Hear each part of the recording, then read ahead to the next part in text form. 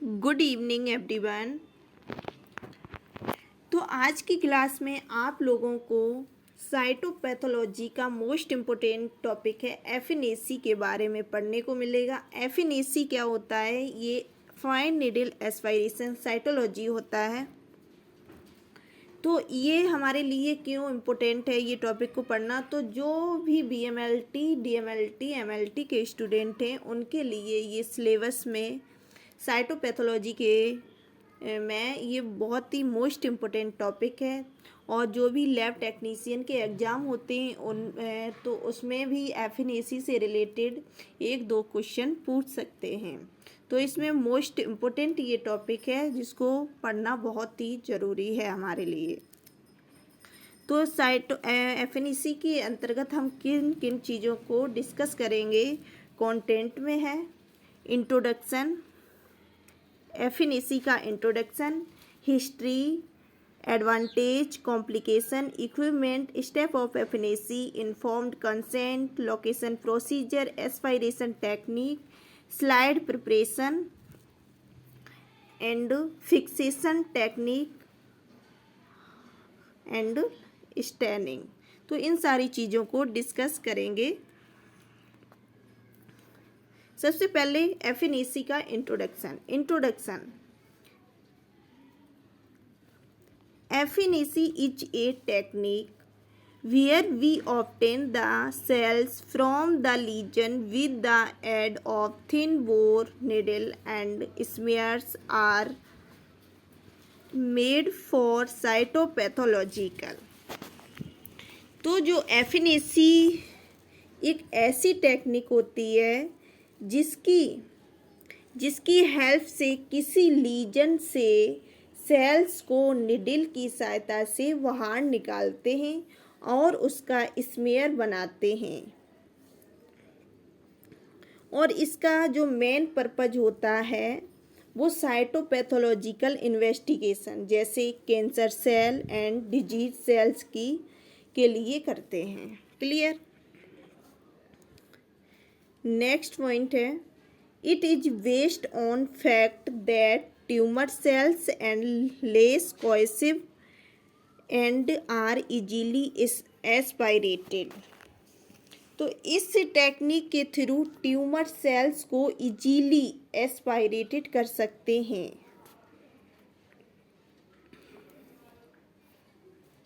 Next used in the diagnosis of breast lumps, thyroid nodule, salivary gland disease and oral disease etc। तो इस technique के through tumour cells को easily aspirate कर सकते हैं and इसका यूज जो होता है वो breast, lungs, thyroid nodule, salivary gland disease और ओरल डिजीज के डायग्नोसिस के लिए करते हैं। नेक्स्ट हिस्ट्री, एफिनेसी की हिस्ट्री देखते हैं। FNAC technique was discover in 1930 century by Martin and Ellis in the United States but it never become widespread. FNAC technique 1930 में मार्टिन एंड एलिस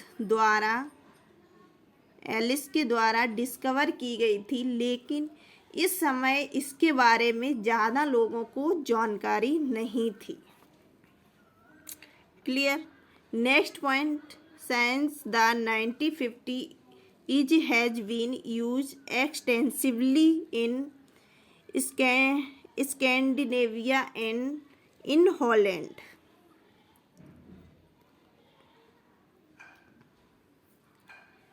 नेक्स्ट, ये मोस्ट इम्पोर्टेंट पॉइंट है। In India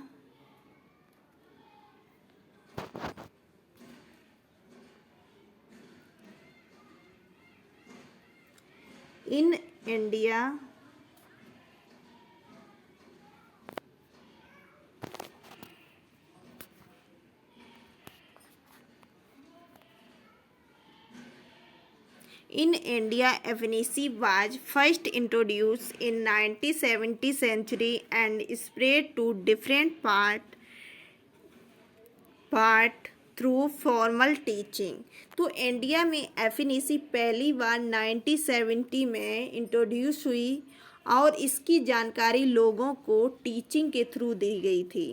तो India में FNAC पहली बार 1970 में introduce हुई और इसकी जानकारी लोगों को टीचिंग के थ्रू दी गई। क्लियर। नेक्स्ट पॉइंट है एडवांटेज। तो FNAC के एडवांटेज क्या होते हैं? First, simple office technique, rapid diagnosis, economical. तो FNAC एक ऐसी सिंपल ऑफिस टेक्निक है, इससे हम रैपिड डायग्नोसिस कर सकते हैं। Next point, collect sample from multiple sites in the same sitting. तो FNAC के द्वारा जो पेशेंट को एक ही जगह पर बैठाकर सेम सिटिंग अलग अलग स्लाइड से सैंपल ले सकते हैं। Next point, high diagnostic accuracy. Next point है many techniques such as bacterial culture, immunocytochemistry, flow cytometry, cytogenetics, polymerase chain reaction etc are possible from FNAC met.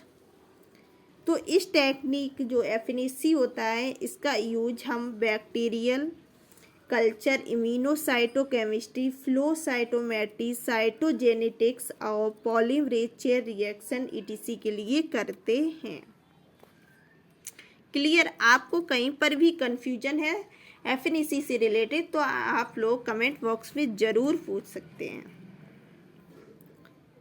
Next point है equipment. Equipment में examination couch with following facilities. जो lab में examination couch के through हमें निम्नलिखित facilities provide कराई जाएंगी।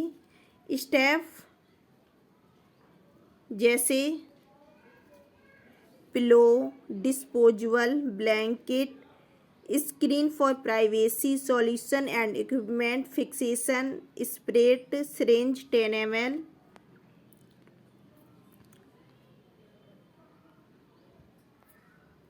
And needle size 22 gauge या 23 gauge, sterile gauze and plaster, gloves, glass slide, consent form, staining solution, इन सारी चीज़ों को प्रोवाइड कराया जाएगा।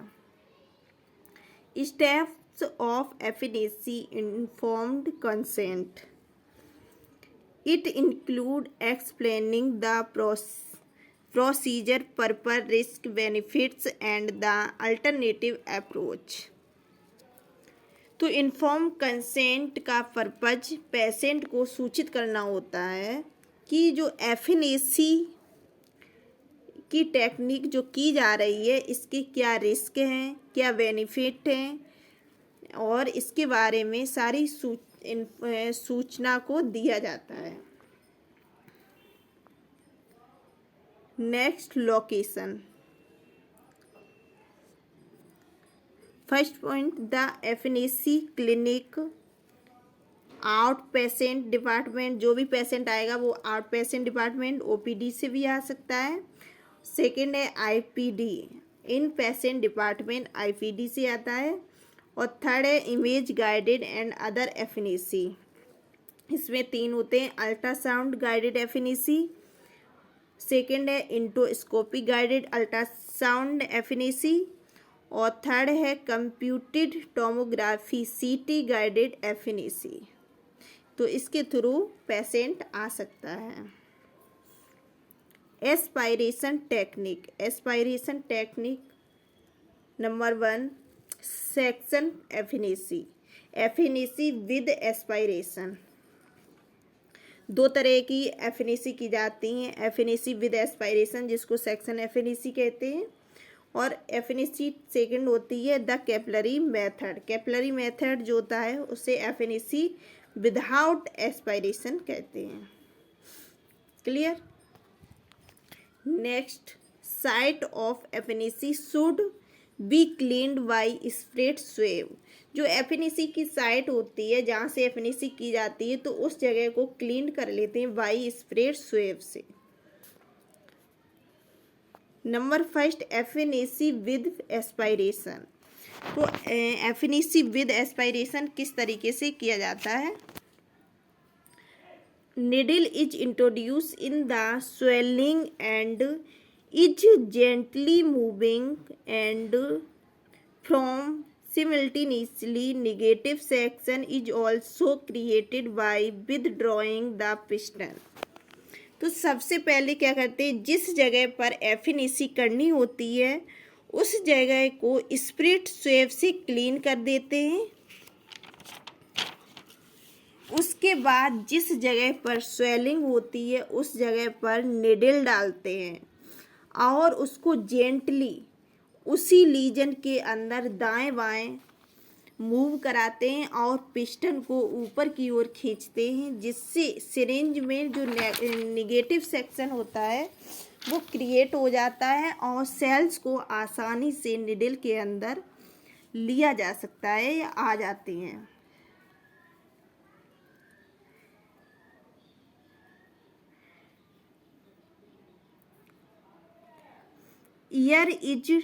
Air is taken in the syringe and needle is detached। उसके बाद जो लीजन से सिरिंज को निकाल लेते हैं और सिरिंज से निडल को हटाकर उसके अंदर एयर लेते हैं। उसके बाद वापस से सिरिंज को निडल में अटैच कर देते हैं। The aspirated material is expelled and the smear is made by gently pressing the upper slide on the lower one। जो सिरिंज में आए मटेरियल को ग्लास स्लाइड पर स्प्रेड करते हैं, देन स्मेयर बनाते हैं। स्मेयर को बनाने के लिए स्लाइड के ऊपर स्लाइड रखकर उसे जेंटली प्रेस करते हैं। क्लियर। तो इस प्रकार से एफिनिसी विद एस्पायरेशन होता है, जिसमें क्या करते हैं कि सबसे पहले जहाँ पर एफिनिसी करनी होती है उस जगह पर स्प्रिट स्वेब से क्लीन कर लेते हैं। देन क्या करते हैं, उसके बाद जिस जगह पर स्वेलिंग होती है उस जगह पर निडल को डालते हैं और उसको जेंटली उसी लीजन के अंदर दाएं बाएं मूव कराते हैं और पिस्टन को ऊपर की ओर खींचते हैं, जिससे सिरिंज में नेगेटिव सेक्शन क्रिएट हो जाता है और सेल्स को आसानी से निडल के अंदर आ जाते हैं। देन लीजन से सिरिंज को निकाल लेते हैं और सिरिंज से निडल को हटाकर उसके अंदर एयर लेते हैं। उसके बाद वापस से सिरिंज को निडल में अटैच कर देते हैं। सिरिंज में आए मटेरियल को ग्लास स्लाइड पर स्प्रेड करते हैं। देन स्मेयर बनाते हैं। स्मेयर बनाने के लिए स्लाइड के ऊपर स्लाइड रखकर उसे जेंटली प्रेस करते हैं। इस प्रकार से एफिनिसी विद एस्पायरेशन होता है। Clear. Next, FNAC without aspiration. FNAC without aspiration किस तरीके से होता है?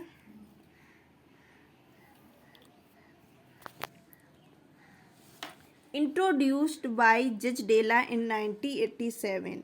तो इस टेक्निक को जज डेला नामक जो साइंटिस्ट ने 1987 में डिस्कवर किया था। क्लियर। नेक्स्ट पॉइंट है, based on the observation that capillary pressure in a fine. तो जो एफिनिसी विदाउट एस्पायरेशन में ओनली निडल की हेल्प से लीजन में से सेल्स को निकालते हैं। सेल्स को निडल में आने के लिए कैपिलरी प्रेशर ही सफिशिएंट होता है। Needle is sufficient to keep the detached cells inside lumen of the needle. तो एफिनिसी विदाउट एस्पायरेशन इसको इंट्रोड्यूस किया था जज डेला ने इन 1987 में, और जो based on the observation that capillary pressure in a fine होता है, needle is sufficient to keep detached cells inside the lumen of the needle। तो एफिनिसी विदाउट एस्पायरेशन में ओनली जो निडल की हेल्प से लीजन में से सेल्स को निकालते हैं, सेल्स को नीडल में आने के लिए कैपिलरी प्रेशर जो होता है वही सफिशिएंट होता है। क्लियर। नेक्स्ट स्टेप है स्लाइड प्रिपरेशन किस प्रकार करते हैं, स्मीयर प्रिपरेशन कैसे करते हैं। तो इसके भी 3 स्टेप होते हैं, एक कॉन्वेंशनल टेक्निक होती है, एक लिक्विड वेस्ट टेक्निक होती है, सेल ब्लॉक होता है। कॉन्वेंशनल टेक्निक तो इसमें 2 प्रकार से होता है, डायरेक्ट स्मीयर बनाते हैं, इनडायरेक्ट स्मीयर बनाते हैं। डायरेक्ट स्मीयर में एयर ड्राइंग स्मीयर होता है और वेट स्मीयर होता है, और इनडायरेक्ट स्मीयर में thin fluid samples are best purposed by centrifugation on the cytocentrifuge. जो इनडायरेक्ट स्मीयरिंग होती है इसमें थिन फ्लूइड सैंपल्स को सेंट्रीफ्यूज के द्वारा स्मीयर बनाने के लिए तैयार किया जाता है। इनडायरेक्ट में थिन फ्लूइड जो होता है उस सैंपल को सेंट्रीफ्यूज द्वारा स्मीयर बनाने के लिए तैयार किया जाता है। Clear. Next liquid waste technique होती है इसी में, और सेल ब्लॉक के थ्रू भी किया जाता है। Next fixation technique and staining technique. Two fundamentally different methods of fixation and staining are used in FNAC। तो FNAC में हम टू टाइप्स के फिक्सेटिव और 2 टाइप्स की स्टेनिंग यूज करते हैं। जो फिक्सेशन टेक्निक और स्टेनिंग टेक्निक होती है इसमें हम क्या करते हैं कि FNAC में हम 2 प्रकार के फिक्सेटिव और 2 प्रकार की स्टेनिंग का यूज करते हैं। क्लियर। नंबर 1 है air drying fixation. Air drying fixation followed by Romanowsky staining, जैसे diff quick and May Grunwald Giemsa staining, जिसको MGG स्टेनिंग बोलते हैं। तो एयर ड्राइंग फिक्सेशन में एयर ड्राई फिक्सेशन के द्वारा रोमानोवस्की स्टेनिंग करते हैं, जैसे diff quick and May Grunwald Giemsa staining etc।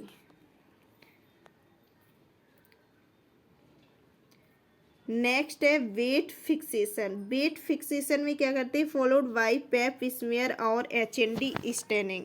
तो वेट फिक्सेशन में हमेशा याद रखना कि पेप स्टेनिंग और HND स्टेनिंग जो होता है वो वेट फिक्सेशन होता है, और diff quick and May Grunwald Giemsa staining जो होती है एयर ड्राइंग फिक्सेशन होता है। ठीक है। तो वेट फिक्सेशन से पेप स्टेनिंग और HND स्टेनिंग करते हैं, जैसे spray fixative 90-50% ethyl alcohol and Carnoy's fluid etc। Next step है FNAC से कॉम्प्लिकेशन क्या हो सकते हैं। Usually free of complication. FNAC से यूजली कोई कॉम्प्लिकेशन नहीं होता है। सेकेंड पॉइंट है ब्लीडिंग हेमेटोमा एंड इम्फाइमा चिन लंग्स। तो इसमें क्या होता है कि कभी कभी ब्लीडिंग हेमेटोमा या इम्फाइमा इन लंग्स में हो सकता है। थर्ड है रियरली एनाफाइलेक्टिक रिएक्शन। तो रियरली जो केस में देखा गया है उनमें एनाफाइलेक्टिक रिएक्शन हो सकती है। ये आप लोगों को FNAC का टॉपिक कैसा लगा है कमेंट बॉक्स में ज़रूर बताएं, और नेक्स्ट जो क्लास हो वो किस साइटोपैथोलॉजी के किस टॉपिक पर की जाए कमेंट में ज़रूर बताएं। And thank you.